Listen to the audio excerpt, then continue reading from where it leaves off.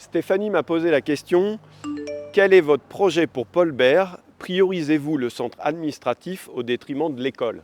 Alors je comprends très bien cette question parce que l'école Paul Bert, c'est un lieu symbolique au cœur de notre ville et les familles attendent sa réhabilitation.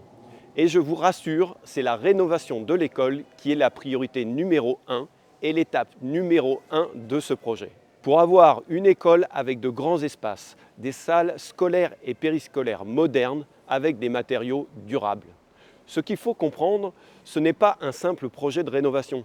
Paul Bert, c'est une école qui est construite sur plus d'un siècle avec plusieurs modifications, comprenant une école maternelle, une école élémentaire, un collège à l'époque aussi. La surface est très importante et il était essentiel de bien réfléchir pour optimiser chaque mètre carré. Ce projet d'îlot complet comprend une école entièrement repensée, moderne, durable, adaptée aux usages d'aujourd'hui.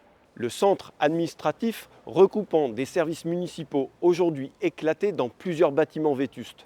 Cela va permettre d'améliorer l'accueil des bois colombiens dans leur démarche administrative et la qualité du service qu'ils attendent.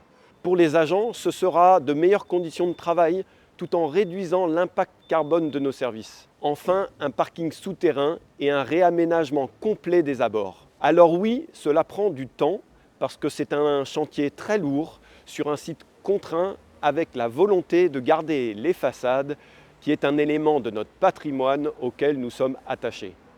Et puis notre priorité, c'est de ne jamais dégrader les conditions d'accueil des enfants pendant les travaux.